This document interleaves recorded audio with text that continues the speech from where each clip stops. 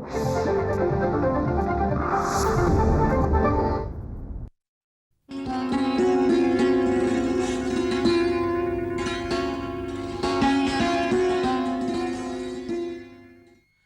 हाती आलेल्या बातमीनुसार जयपूरहून दिल्लीला येणाऱ्या बस नंबर 0211 ला दिल्लीहून 20 किलोमीटर अंतरावर नॅशनल हायवेवर अपघात झाला आहे. मी आता त्याच ठिकाणी आहे जिथे जयपूरहून दिल्लीला येणारी बस दुर्घटनाग्रस्त झालेली आहे. इथल्या स्थानिक लोकांनी सांगितल्याप्रमाणे 38 लोक गंभीररित्या जखमी झालेत तर 4 लोकांचा मृत्यू झालाय, ज्यात एका तरुणीचाही समावेश आहे.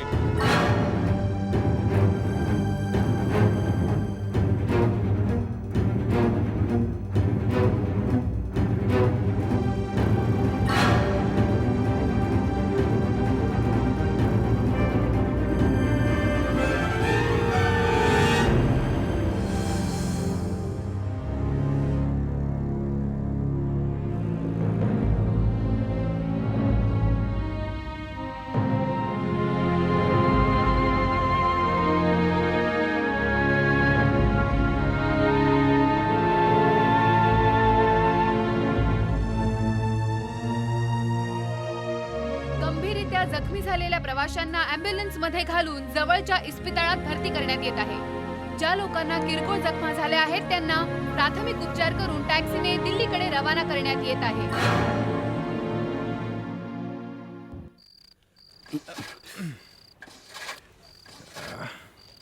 आता ह्या गाडीला काय झालं? माहित नाही तिथे नीतूचं काय झालं असेल. आता का हिला धक्का मारावा लागेल? मुन्ना थांब बेटा थांब. मुन्ना मुन्ना आता काय झालं अम्मा? काय झालं? नीतूचा आत्ताच फोन आला होता. ती एकदम ठीक आहे. देवानी तिला वाचवलं. घरी येते ती. शेअर टॅक्सीने काही लोकांसोबत येते. तिथल्याच लोकांनी टॅक्सीची व्यवस्था करून दिली. चला आज जाऊन तू बोलूया. नीट ऐकलं होतास? नीतूचाच फोन होता. हो नीतूचाच फोन होता. चला आज चलूया. चला चला. बाबूजी तुम्ही पुढे वा, मी गाडी लॉक करून देतो. लवकर आत ये रे. चल चल लवकर चल. देवाचीच कृपा म्हणायची.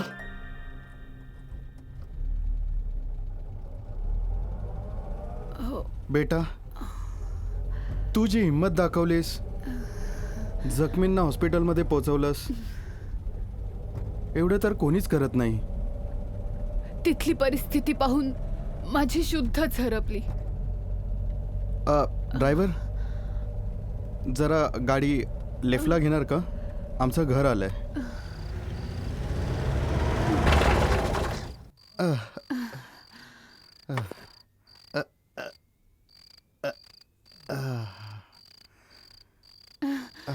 सांभाळून आंटी. आंटी ही तुमची बॅग. हो बेटा. नीतू बेटा, आमच्या घरी चल, आराम कर. उद्या सकाळी घरी जा. नाही अंकल, मला घरी जायलाच हवं.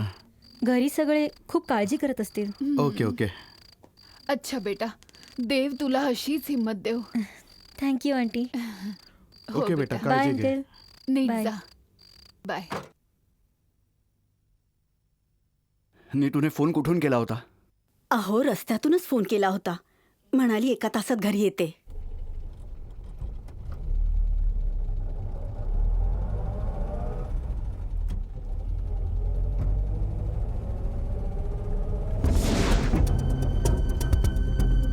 अगं आता तर 2 तास होऊन गेले. आतापर्यंत तर यायला हवी होती.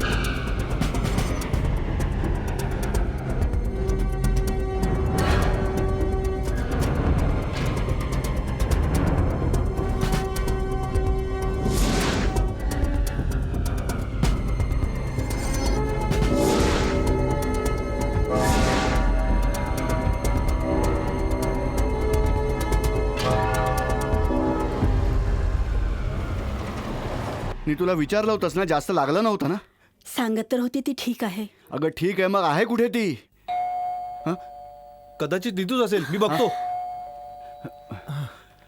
बघ बघ लवकर बघ. अम्मा. नीतू बेटा. नीतू बेटा. बाळा. नीतू.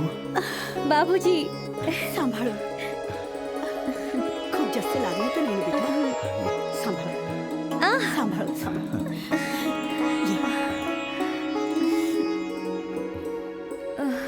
तू ठीक आहेस ना? माझ्या मुलीला घरापर्यंत पोहोचवलं त्याबद्दल खूप खूप आभार. आमच्यासाठी तर एक एक क्षण कठीण होत चालला होता. खूप धीट आहे तुमची मुलगी. पहिला तो ऍक्सिडेंट आणि दुसरा तो प्रसंग. खूप धीराने सामना केला हिने. साक्षात दुर्गा आहे दुर्गा. मला माझ्या मुलीवर अभिमान आहे. लहानपणापासूनच मी हिला मान झुकवून नाही तर ताठ मानेने जगायला शिकवलंय. हे बघा, ज्या टॅक्सी ड्रायव्हरच्या विरोधात तक्रार नोंदवली गेली आहे त्याला सोडणार नाही आम्ही. आता आम्हाला निघायला हवं. आणि हा, जेव्हा त्याला अरेस्ट केलं जाईल तेव्हा तुमच्या मुलीला ओळख पटवण्यासाठी ठाण्यावर यावं लागेल. सर, मी स्वतः नीतूला घेऊन तुमच्याकडे येईन. गुड. नमस्कार. नमस्कार. चला.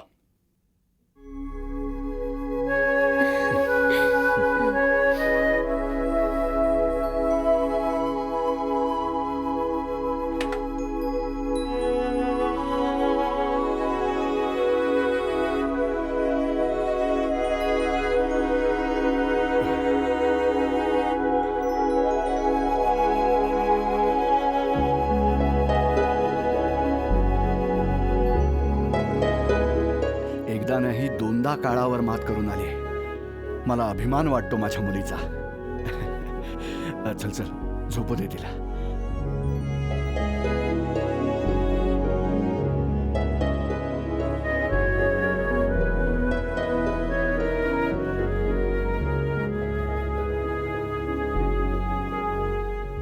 स्वतःच्या संरक्षणासाठी लढण्याची ताकद मला माझ्या कुटुंबापासून मिळाली आहे. माझ्या बाबूजींनी मला त्यांच्या मुलाप्रमाणेच मानलंय. माझ्या दादामध्ये आणि माझ्यात कधीच फरक नाही केला. अम्माने तर मला नेहमी मला हेच शिकवले की आपल्या आबरूसाठी जीव गेला तरी बेहत्तर. हे फक्त आपल्या कुटुंबाकडूनच शिकायला मिळतं, आणखीन कुठून नाही. थँक्यू अम्मा.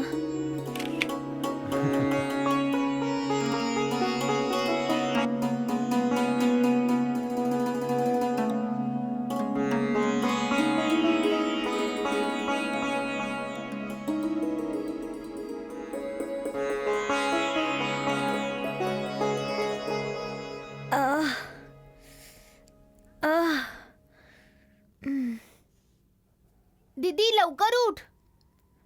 काय झालं? तुला बाबूजींनी बोलावलंय आत्ताच.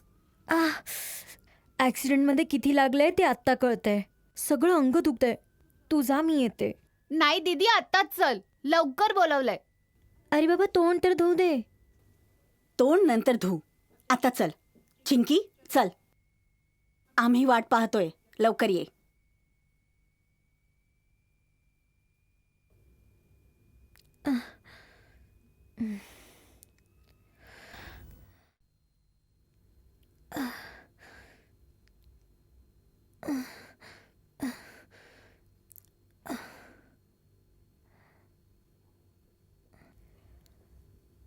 काय झालं बाबूजी?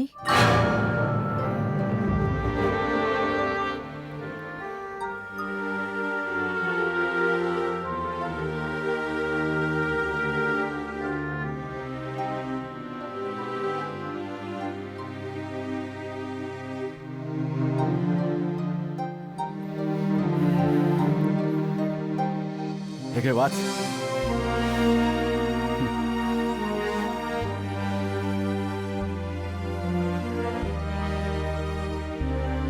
एका शूर मुलीची शौर्यगाथा. दिल्ली युनिव्हर्सिटीची विद्यार्थिनी अनिता गुप्ताने, जी BA फायनलची तयारी करतेय, तिने एकाच रात्री 2 वेगवेगळ्या संकटांना तोंड देऊन 2 वेगवेगळी उदाहरणे प्रस्थापित केली.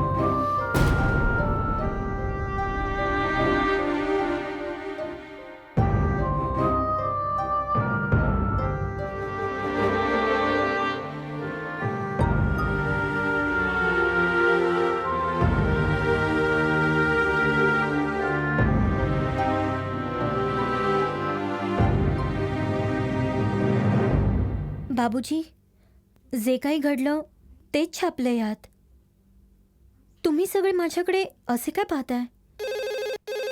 जयपूरहून मुक्ताचा फोन असेल. हॅलो. मला दे. हॅलो. अरे कांता बाबू. हो, इथे सगळं ठीक आहे. हो. काय वर्तमानपत्रात?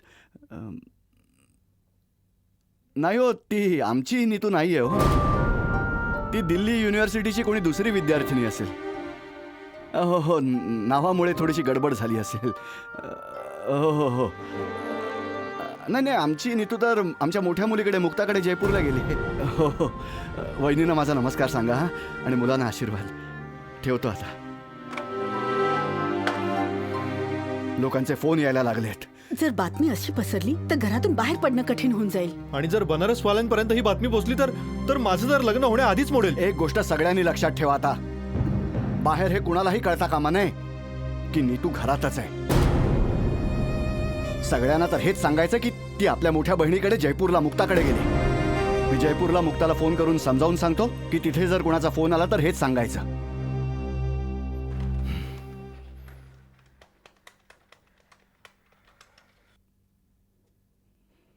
मुक्ता, मी काय सांगतोय लक्ष देऊन ऐक. बेटा, इथे एक खूप विचित्र प्रॉब्लेम झालाय.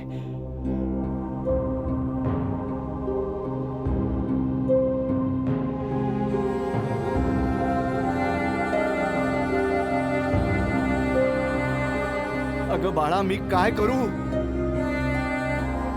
घे बोल.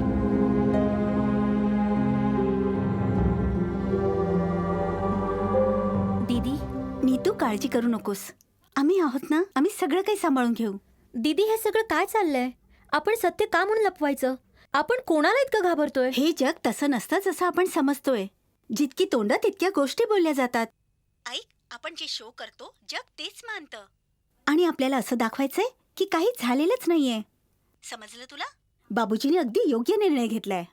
दीदी, तुला आठवतं जेव्हा आपण लहान होतो आणि शेजारचं घर रिकामं करण्यासाठी काही गुंड आले होते? आपण दोघींनी दगडं मारून त्या गुंडांना पळवून लावलं होतं. सगळी लोक आपल्याकडे बघत होती. तेव्हाच तुला लक्षात आहे बाबूजीने काय सांगितलं होतं? की आम्ही आमच्या मुलींना कधीच कमजोर नाही पडू देणार. आणि आज आज हे अगं, बदनामी खूप वाईट असते नीतू. तिच्यापासून लांब राहणेच योग्य आहे. समजलं तुला? नीतू, तू तुझ्या खोलीत जा. अजिबात बाहेर पडायचं नाही.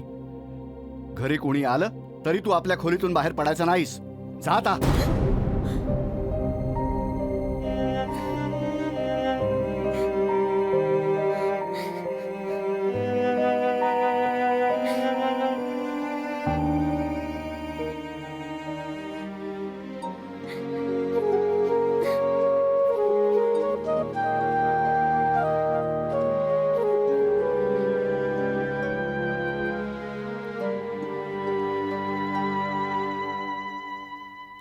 अम्मा हं? अम्मा, दीदीला तुला काहीतरी सांगायचंय. आता काय पाहिजे हिला? अम्मा, मी विचार करत होते की आयटीच्या शिक्षणाकरिता मी बँगलोरला जावं. तिथे आयटीच्या शिक्षणाची खूप मोठी इन्स्टिट्यूट आहे. एकटी जाणार तू? वेळ लागलाय का तुला? की आम्हाला मूर्ख समजतेस? पण अम्मा, लोक तर शिक्षणासाठी खूप लांबवर जातात. अम्मा, ताईला जावंसं वाटतंय तर जाऊ देत ना. अरे पण कसं पाठवणार? एवढा पैसा कुठे? हे बघ, मुक्ताच्या लग्नासाठी जे दागिने केले होते ना ते विकून टाकूया. मी माझ्या मुलींकरता हुंडा बिंडा देणार नाही. अगं, स्वावलंबी शिकलेल्या मुलींकरता जर एखादं हुंडा न घेणारं स्थळ आलं तरच लग्न लावून देईन. निदान माझ्या मुलींना कुणासमोर हात तर पसरावे लागणार नाहीत ना. असं हुंडा न देता मुलींचं लग्न लावलं तर लोक काय म्हणतील? मला लोकांची नाही, माझ्या मुलींच्या भविष्याची चिंता आहे. हो ना? थँक्यू बाबूजी.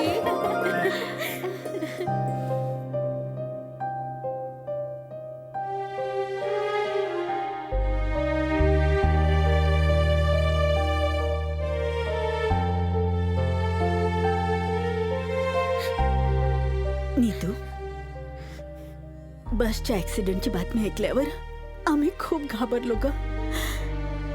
आम्हाला वाटलं की आम्ही आमच्या नीतूला गमावून बसलो. शिवाय टेलिव्हिजनवर बातमी ऐकली होती की मेलेल्या लोकांमध्ये एक तरुण मुलगी सुद्धा आहे. बातमी ऐकताच तुझे बाबा रडायला लागले. विचार करून वेळ लागायची पाळी आली. विधात्याने अवेळी मृत्यू दिला, तो सुद्धा इतका भयानक. प्रेत योनीत भटकत राहिली असती माझी लाडकी पोर. अम्मा, तुला काय वाटतं आम्ही तुझ्यावर प्रेम करत नाही? हे बघ बाळा, तुम्हा सगळ्या मुलांव्यतिरिक्त आणखी कुठला खजिना आहे आमच्याकडे? पण समाजाच्या काही जबाबदाऱ्या सुद्धा असतात ज्या पूर्ण कराव्याच लागतात. नीतू, जेव्हा तू आई होशील ना तेव्हाच या गोष्टी तुला कळतील. बाळा, आई बाबांच्या खूप जबाबदाऱ्या असतात ग. तुझे बाबा जे करतायत ना ते विचार करूनच करतायत. वाईट वाटून नको घेऊस बाळा.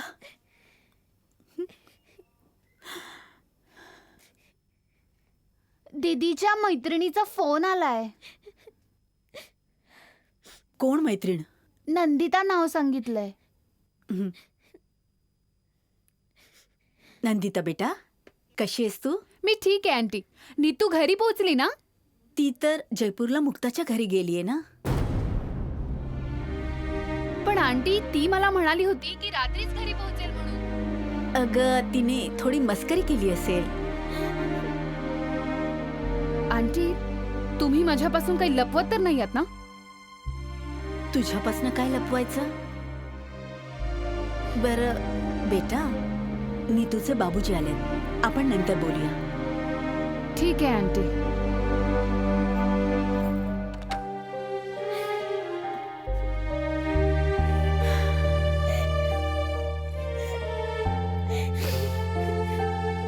रडून घे बाळा, मन हलकं होईल.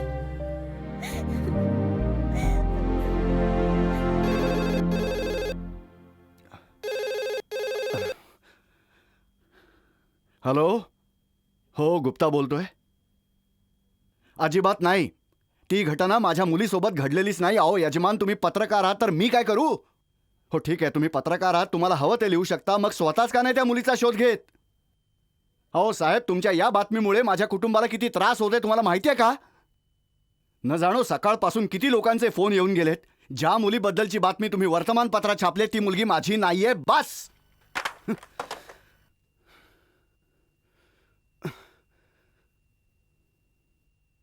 तुम्ही सगळे एक गोष्ट समजून घ्या की नीतू जयपूरमध्येच आहे. मग एखाद्या नातेवाईकाचा फोन येऊ दे किंवा शेजाऱ्या पाजाऱ्याचा येऊ दे किंवा सहानुभूती दाखवायला स्वतः कोणी इथे येऊ दे, वर्तमानपत्रात छापलेल्या बातमीला स्पष्टपणे नकार द्यायचा आपण. ऐकलंस? सगळीकडे आपल्या शूर मुलीच्या शौर्याची चर्चा चालली आहे. हे पत्रकार प्रगतीच्या आणि जागरूकतेच्या बाता मारतात ना. मी पण एक जागरूक बाप आहे. हे खरेच माझे कसे बाबूजी आहेत. यापूर्वी मी यांना असं कधीच पाहिलं नव्हतं. हे कुठल्या आणि कोणाच्या मान मर्यादेबद्दल बोलतायत? अशाने सत्य झाकलं जाईल का?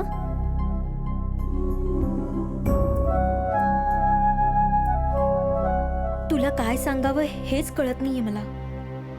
या पत्राची किंवा मला काय सांगायचं याची सुरुवात कुठून करू? काळाने मला अशा वादळात ढकललंय की मला आज आपल्याच लोकांनी कैद करून ठेवले. मी तर त्या ड्रायव्हर बरोबर तेच केलं जे दुर्गेला करायला हवं. मी त्याच्या तावडीतून कशीबशी सुटले आणि पोलिसांना खबर दिली. तुझ्याकडे तक्रार तरी कोणाची करू? कालपर्यंतचे आई वडील आपल्या नीतूला राणी लक्ष्मीबाई समजत होते, जे तिला दुर्गेचं रूप मानायचे, जे तिच्या हिमतीचं कौतुक करताना थकत नव्हते. आज आज त्यांनीच पाठ फिरवली. कितीतरी मोठमोठी कामं पूर्ण करून झोपले माझी मुलगी. वाह. नीतू, नीतू उठ बाळा. झोपूया ना बाबूजी. अगं बघ तर वर्तमानपत्रात तुझ्याबद्दल काय छापून आलंय. अगं बघ. खरंच? अगं बेटा, तुला स्टुडंट्स युनियनची सेक्रेटरी म्हणून निवडण्यात आलाय. बघ आता. खरंच? खरंच बाबूजी?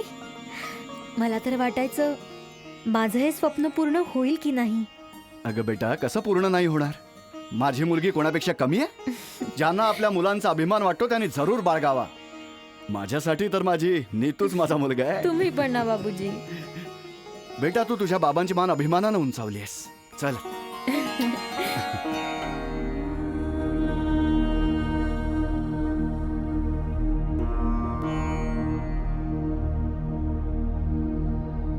आता तूच सांग, माझं काय चुकलं?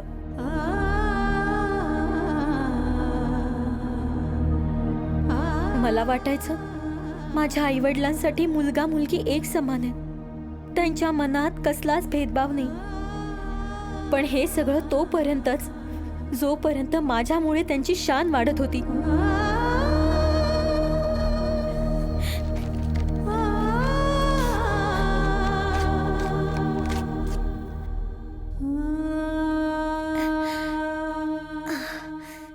पिनू पिनू इकडे इकडे इकडे लवकर ये.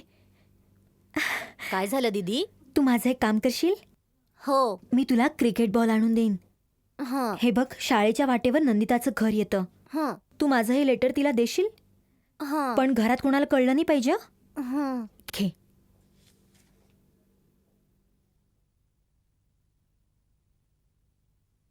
बाबूजी, दीदी हे पत्र तिच्या मैत्रिणीला द्यायला सांगतेय.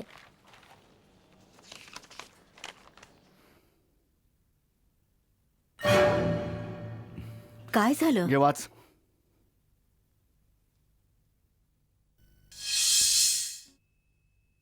हे काय आहे? लहान भावाच्या हातून हे पत्र मैत्रिणीला पाठवतेस? म्हणजे उद्या आजूबाजूचे लोक आपल्या घरात येऊन उभे राहावेत? अम्मा, नीतू, तुला आजपर्यंत जे हवं होतं ते मी तुला दिलं.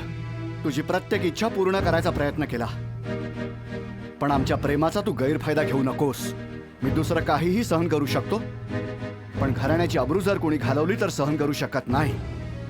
ही शेवटची वॉर्निंग आहे. यानंतर जर तू पुन्हा असा काही प्रयत्न केलास तर माझ्यापेक्षा वाईट कोणीही नसेल.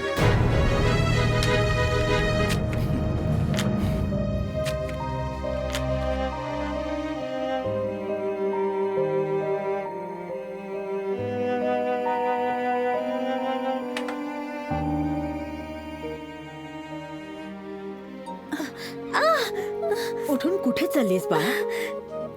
खूप दुखतंय ना? हे बघ, संधी मिळताच आपण डॉक्टरला बोलावून घेऊ. पायाचं हाडबीड तर नाही ना मोडलंय? हाड मोडलं असतं तर बेडवरून उठणंही कठीण झालं असतं. हिच्यामुळे आमचं एका जागी बसणंही कठीण झालंय.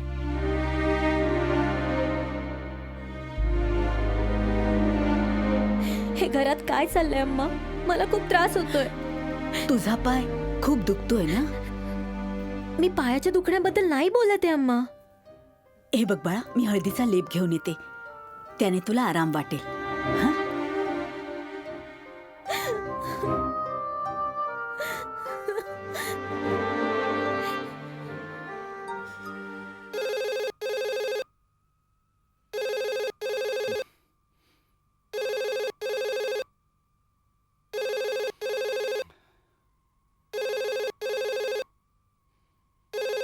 हे काय करतेस तू? हे काय काय काय करतेस काय? तू हॅलो? ठेव. अहो, काय करताय काय? FIR लिहित असताना पोलिसांना सांगितलं असतंस की या बातमीला गुप्त ठेवा, तर आपला नाक तरी कापलं गेलं नसतं. संकटाच्या वेळी भल्या भल्यांची डोकी चालायची थांबतात. आता लहान मुलगी आहे ती, नाही आलं असेल लक्षात. बाकीच्या ठिकाणी बरं चालतं ते. झाशीची राणीच जणू काय ती. जरा हळू बोला, झोपली नाहीये ती अजून, ऐकेल ती. मग काय तिच्या भीतीने मी माझं तोंड शिवून घेऊ? ऐक, आजपासून तिचं कॉलेजला जाणं एकदम बंद. प्रायव्हेट मध्ये नाव नोंदवून घेऊ, घरीच घेईल ते शिक्षण. अहो, पण तुम्हीच तर म्हणायचे की शिक्षण मी सगळ्यात. काय बोलायचो आणि तू काय बोलतेस यावर वाद घालण्यात आता काही अर्थ नाहीये. अगं, नातेवाईकांना तोंड दाखवायला जागा राहणार नाही. या कानाचं त्या कानाला कळता कामा नये की नीतू घरातच आहे. आणि तिने जर शहाणपणा करून हे कुणाला सांगितलं ना तर मग समाज आपल्याला वाळीत टाकेल.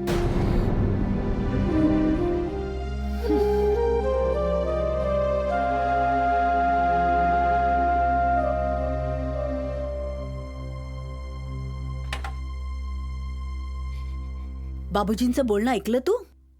चल बस, तुझ्या पायाला हळदीचा लेप लावते.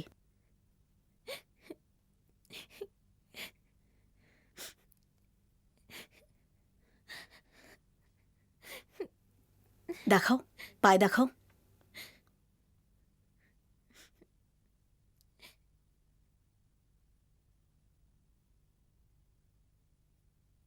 तुझ्या पाळीची तारीख काय होती? हे काय बोलतेस तू? मी जे विचारले त्याचं उत्तर दे. तुझ्या पाळीची तारीख काय होती? असं काही झालेलं नाहीये जे तुला वाटतंय.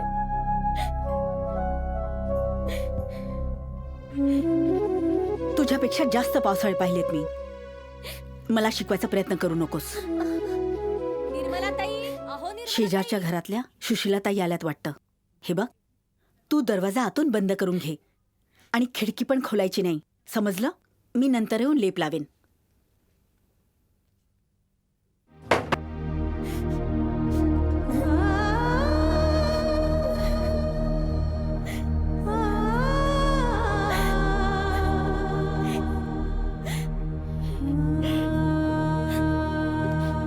मी जशी पेपरामध्ये ही बातमी वाचली, माझा वरचा श्वास वर आणि खालचा खालीच राहिला.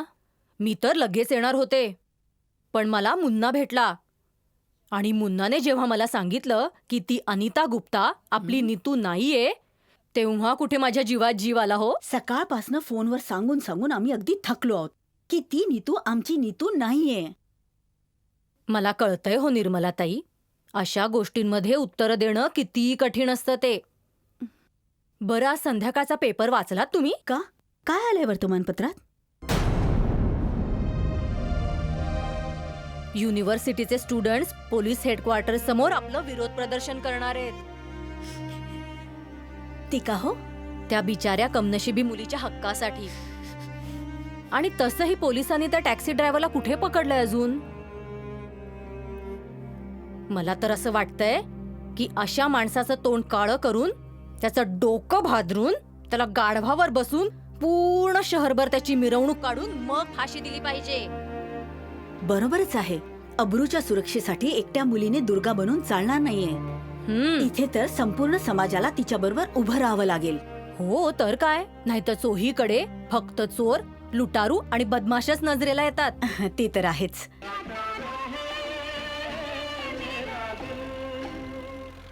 कमाल धमाल गाजणारं गीत तुम्ही आताच ऐकलं मित्रांनो. आणि आता आपली वेळ झाली आहे एका कार्यक्रमाची, आजची नारी. आणि आजची आपली नारी आहे अनिता गुप्ता. मित्रांनो, स्त्रियांवरील अत्याचार कमी होण्याचं नावच घेत नाहीयेत. परिस्थिती अशी आहे की आज प्रत्येक गल्ली बोळात लोकांची नजर घात लावून बसलेली असते की कधी कोणती मुलगी बंद करा. त्यांच्या हाताला सापडेल आणि हा काय त्यांच्या फाजील प्रोग्राम वासनेला लावलाय? बळी पडेल. चांगली बातमी तर येते. आणि अशाच एका टॅक्सी चांगली ड्रायव्हरच्या बातमी? विरोधात आवाज उठवलाय. हं? काही दिवसांपूर्वी जयपूरहून दिल्लीला ही येणाऱ्या चांगली बसचा बातमी आहे? अपघात झाला होता. त्या अरे, अनिता छोट्याशा गुप्ता घटनेला मसाला लावून लावून रेडिओवर वाजवलं जात आहे. बलात्काराच्या बातमीत हीच तर मजा असते साहेब. टॅक्सी ड्रायव्हरने रिक्षा थांबव. गैरफायदा घ्यायचा प्रयत्न केला, पण रिक्षा अनिता थांबव. गुप्ताने त्याच्या कचाट्यातून स्वतःची सुटका करून घेतली. हे सगळं आणि तुमच्यासारख्या लोकांमुळे होत आहे. पोलिसांना भर दिली. बलात्काराच्या बातमीत मजा आहे म्हणे. रिक्षा आज थांबव. आपली नारी अनिता गुप्ता अरे, सारखीच हिंमत रिक्षा थांबव. जर इतर पीडित मुलींनी सुद्धा दाखवली तर अशा प्रकारांना नक्कीच आळा तुझ्या बसेल. घरच्यांसोबत असं झालं असतं तर मग कसं वाटलं असतं बोल. साहेब, तुम्ही उगीच नाराज होताय. मी तर असंच बोललो होतो. हे घे पैसे. तुझ्यासारख्या माणसाच्या रिक्षात बसण्यापेक्षा चालतच घरी गेलेलं बरं. स्त्रियांच्या सर्वांगीण विकासासाठी या गोष्टीची गरज आहे. भडकतोय आपली तर ही असा चर्चा जसा चालू काही झाली. याच्याच मुलीवर बलात्कार झालाय. पुढचं काय? अहो गुप्ताजी, अरे कुठे आहात गुप्ताजी? बऱ्याच दिवसांनी दिसताय आज. आमच्यावर रागवलात? नाही नाही नाही नाही, असं काही नाही. असंच काहीतरी आहे गुप्ताजी, नाहीतर सकाळी तुम्ही योगा करायला येणार नाही असं होऊच शकत नाही. त्याचं असं झालं की डॉक्टरांनी मला योगा न करण्याचा सल्ला दिलाय. म्हणून काही दिवस मी तुम्ही आणि डॉक्टरांचं ऐकायला लागलात? गुप्ताजी, तुम्ही तर आम्हाला सुद्धा डॉक्टरांकडे न जाण्याचा सल्ला देता. काय करू, आजारपणच तसं आहे. कधी कधी परिस्थितीच तशी येते की जे काम यापूर्वी कधी केलं नसेल ते करावं लागतं. गुप्ताजी, अशी काय परिस्थिती आली? नाही, काही नाही. निघतो आता, भेटतो उद्या. माफ करा, जरा घाईत आहे.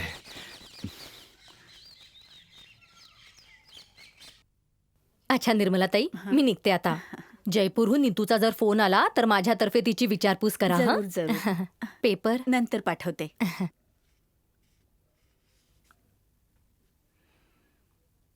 भाऊसाहेब नमस्ते. नमस्कार. बाजारात गेला होतात? हो, थोडं सामान आणि भाजीही घ्यायची होती. बरं झालं आठवण केलीत. मलाही थोडं सामान आणायचंच होतं. मी ह्यांना आत्ताच पाठवते. अच्छा, बाय निर्मलाताई. या. ही इथे का आली होती? सांगायला आली होती. उद्या काही युनिव्हर्सिटीचे स्टुडंट्स तो ड्रायव्हर पकडला जावा त्याकरिता पोलीस हेडक्वार्टर्सच्या बाहेर सगळे प्रदर्शन करणार आहेत. हे बघा, वाचा.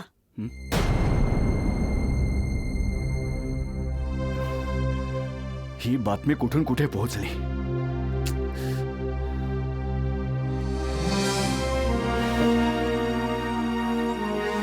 तू तुझ्या खोलीतून बाहेर का आलीस? जात जात. बाबूजी, ऐकलं नाहीस तू? बाबूजी, मला आज संध्याकाळचा पेपर हवाय. अच्छा, म्हणजे धूर असाच निघत नाहीये. असं वाटतंय तू तुझ्या मित्रांना चिथवलंयस की त्यांनी तुझ्या आत्मसन्मानाच्या रक्षणाचं नाटक करावं आणि आमच्या अब्रूचे धिंडवडे निघावेत. चल आत चल, चल आत.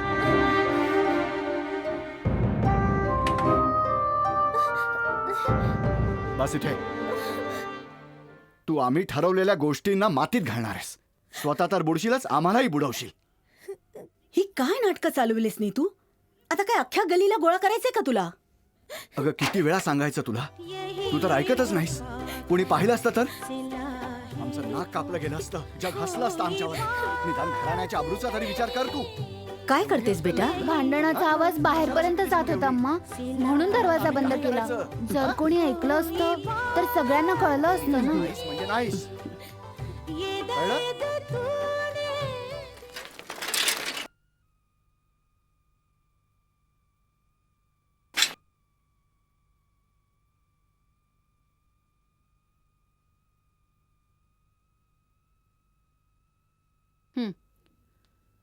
नीतू, नीतू.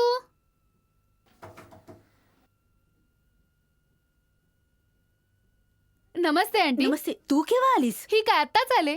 मी तर तुला फोनवर सांगितलं होतं ना की नीतू जयपूरला गेली मुक्ताच्या घरी. हो आंटी, मला मुक्तादीचा नंबर द्या ना, मी बोलते तिच्याशी. मीच 2 दिवसापासून प्रयत्न करते, फोन लागत नाहीये. कदाचित फोन डेड असेल. आंटी, नीतूची रूम बंद काय? अगं तो माझा भाचा आलाय ना नोकरीसाठी, त्याचा उद्या इंटरव्ह्यू आहे, त्याचीच तयारी करतोय. आंटी, नीतू खरंच जयपूरला गेलीये? सांग ना, मला खोटं बोलून काय मिळणार आहे? ठीक आहे आंटी, मी येते.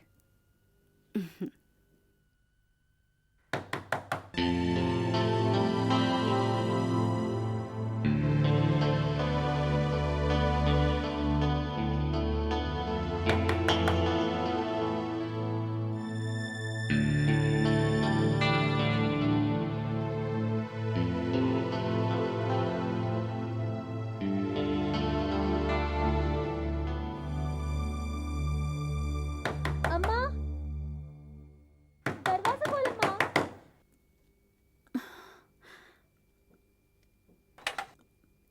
काय झालं?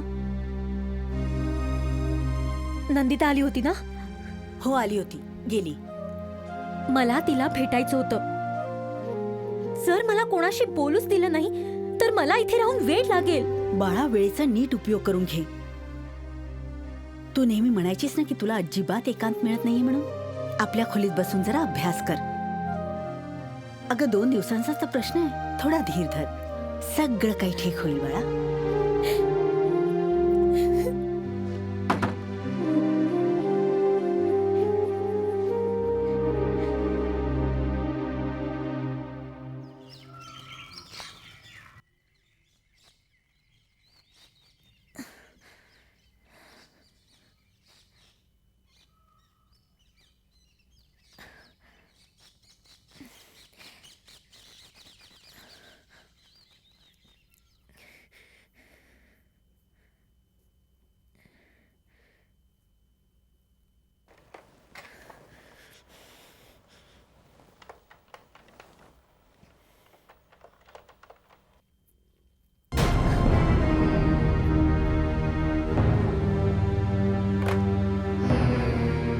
कोणाला फोन लावत होतीस? हा, स्वतःच्या पलीकडे कोणाचा विचार करतेस का?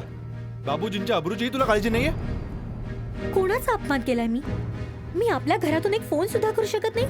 हे काय चाललंय इथे? आणि तू तुझ्या खोलीतून बाहेर का आलीस? यायचं नाही म्हणून सांगितलं होतं ना? बाबूजी, ही आत्ता कोणाला तरी फोन करत होती. प्रत्येक जण फक्त स्वतःचा विचार करतोय. आणि तुला तुझ्या बहिणीची काळजी नाहीये. तुला फक्त तुझं लग्न मोडण्याची काळजी आहे. कशाला राखी बांधून घेतोस माझ्याकडून? एवढा जिव्हाळा आहे तुला तुझ्या बहिणीचा? सगळ्यांशीच उद्धटपणे बोलते ही पोरगी. असं ओरडून ओरडून बोलायला लागलीस तर शेजारी पाजारी सगळ्यांना कळेल की आम्ही खोटं बोलतोय ते. मी सांगितलं नव्हतं खोटं बोलायला. नीतू, तुम्ही जरा शांत व्हा. चल आज चल, नीतू चल खोलीत चल बघू.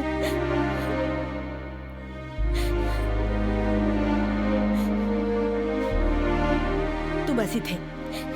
आम्ही काय तुझे शत्रू नाही आहोत. हे काय? चिंकी तुझा.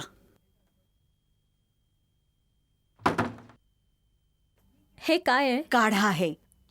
आणि हा कशाला? हे बघ, मी तुझी आई आहे. मला माहिती आहे मला काय करायचंय.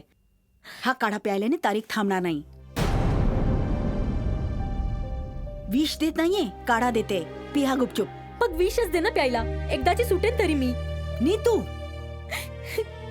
कधी विचारलंस मला? हाती आलेलीला हे नराधम कधी सोडतात का? हाती लागली असेल तर ना अम्मा. मी कधी खोटं बोललीये का बोलली तुझ्याशी? असशील किंवा नसशील. हा काढा प्यायलीस तर काय फरक पडणार आहे? उकळलेली वन औषधीच तर आहेत ना. फरक पडतो अम्मा. तू माझ्यावर विश्वासच ठेवत नाहीयेस. ठीक आहे, नाही माझा तुझ्यावर विश्वास. चुपचाप हा काढा पिऊन टाक. मी हा काढा नाही पिणार. अम्मा, किती वेळा सांगायचं तुला. त्या रात्री टॅक्सी ड्रायव्हर माझ्याबरोबर काहीच करू शकला नाही. तुला जसं वाटतं बस तसं कर तुझं हे नाटक. मी तेच करते जे मला करायला हवं. चुपचाप हा काढा पिऊन घे. तुला हा काढा प्यावाच लागेल. नाही अम्मा, मी नाही पिणार आहे. मी म्हणते तुला प्यावाच लागेल. अगं, ऐकत नाही माझं. जगणं कठीण करून ठेवलं या पोरीनं. अरे त्या ऍक्सिडेंट मध्ये तू मेली का नाहीस?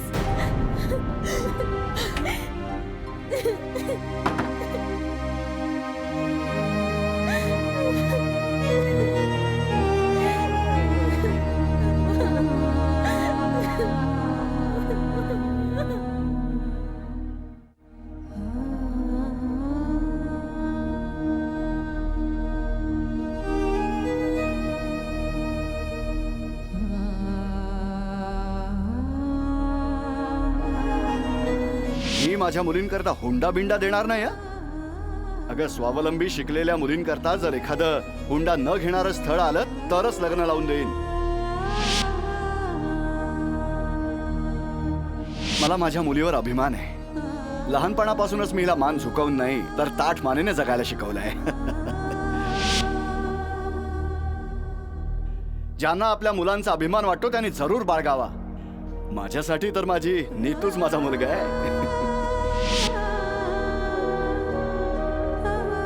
स्वतःच्या पलीकडे कोणाचा विचार करतेस का? बाबूजींच्या अब्रूचीही तुला काळजी नाहीये? पण आमच्या प्रेमाचा तू गैरफायदा घेऊ नकोस. मी दुसरं काहीही सहन करू शकतो, पण घराण्याची अब्रू जर कोणी घालवली तर सहन करू शकत नाही.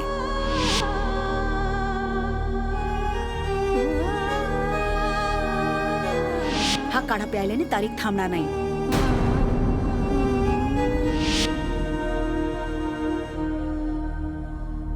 असं वाटतंय तू तुझ्या मित्रांना चिथवलंयस की त्यांनी तुझ्या आत्मसन्मानाच्या रक्षणाचं नाटक करावं आणि आमच्या अब्रूचे धिंडवडे निघावेत.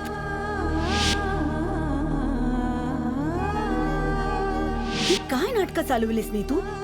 आता काय अख्ख्या गलीला गोळा करायचंय का तुला? जगणं कठीण करून ठेवलं या पोरीनं. अरे त्या ऍक्सिडेंट मध्ये तू मेली का नाहीस?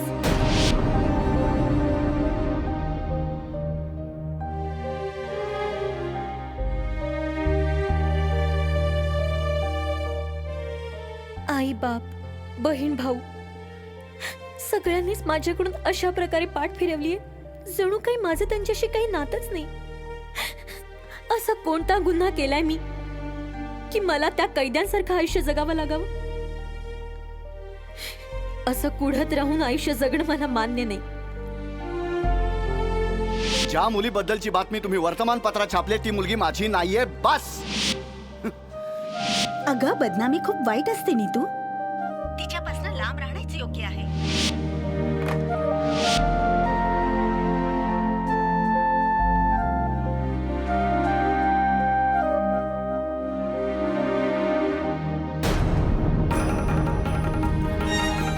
आता माझ्याकडे दुसरा पर्याय नाही की मी या पंख्याला लटकून जीव द्यावा.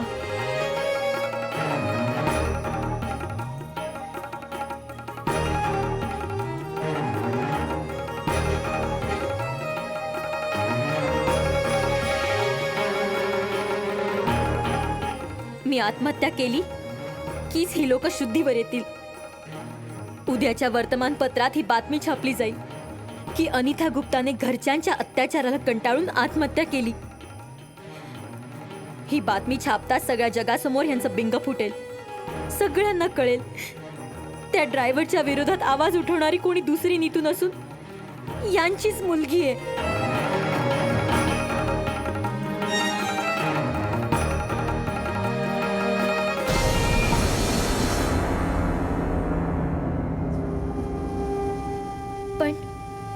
पण जी लोक माझ्यासाठी लढतायत ते माझ्याबद्दल काय विचार करतील?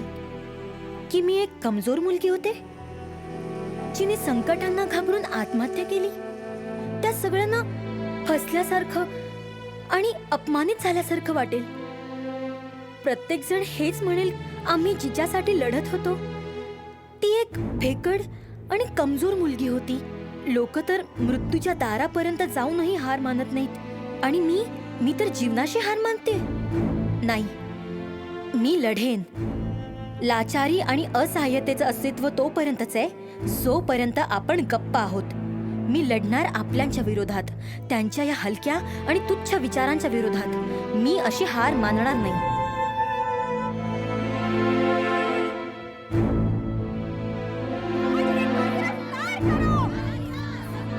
नीतू, घराबाहेर कुठे चाललीस तू? हा,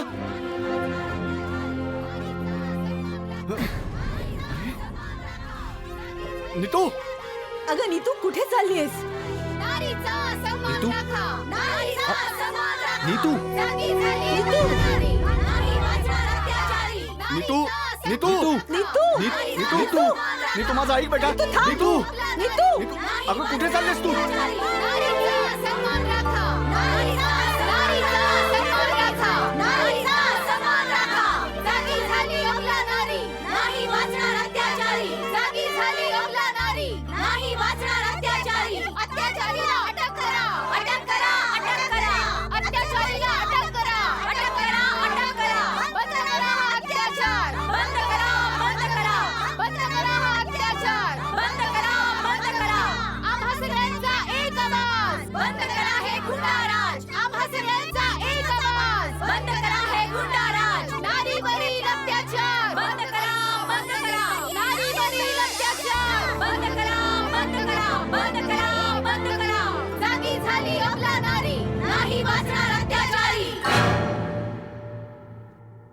आपण महिला सशक्तीकरणाबाबत जेव्हा बोलतो, आपण मुलीच्या डॉक्टर किंवा इंजिनियर होण्याचं स्वप्न प्रत्यक्षात आणण्याविषयी बोलतो आणि हेही मानतो की मुलीसुद्धा मुलांप्रमाणे म्हातारपणाचा आधार बनू शकतात. पण जेव्हा कधी लैंगिक शोषणाची गोष्ट समोर येते तेव्हा आपण लोकापवादाच्या भीतीने त्याच्यासमोर आपण सरेंडर करतो.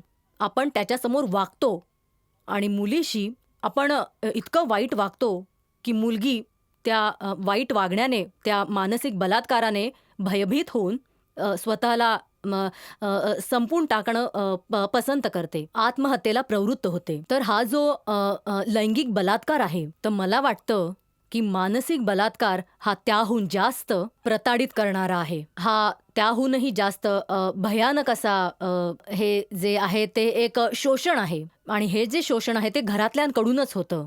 तर म्हणण्याचा अर्थ असा आहे की आपण कितीही मोठमोठ्या बाता केल्या, रूढीवादी मानसिकतेतून जोपर्यंत आपण दूर होणार नाही, जोपर्यंत आपण मुक्त होणार नाही, आपण आपल्या मुलींना हवं तेवढं शिक्षण दिलं, त्यांना कितीही सशक्त बनवण्याचा प्रयत्न केला, हे जे तोंड देखलं सशक्तीकरण आहे महिलांचं, ते एक मोठं छद्म आहे, फार मोठं छद्म आहे. आणि मला असं वाटतं आपल्या समाजामध्ये ह्या लोकापवादाच्या भयामुळे हे जे छद्म आपण बाळगतो आपल्या मुलीबाळींबरोबर, पण ह्यापासून आपल्याला वाचायची खूप गरज आहे. कारण मग या सशक्तीकरणाचा काही अर्थच नाहीये. प्रेतयोनी याच गोष्टीकडे इंगित करते की आपण शिक्षणाच्या माध्यमातून, स्वावलंबनाच्या माध्यमातून मुलीला मुलाच्या ठिकाणी उभं तर करतो, पण प्रथमतः आपल्याला त्या छद्मांपासून, रूढींपासून दूर होण्याची गरज आहे. यापासून मुक्त होण्याची गरज आहे. जर आपण मुक्त नाही झालो तर आपण कधीही आपल्या मुलींना खरोखरच बरोबरीचा दर्जा नाही देऊ शकणार. कथा कोणत्याही भाषेतील असो, ती फक्त मनाला भावली पाहिजे. जर तुम्हाला अशा काही गोष्टी माहिती असतील तर आम्हाला या पत्त्यावर पाठवा. Post bag number 16515, Mumbai 400026.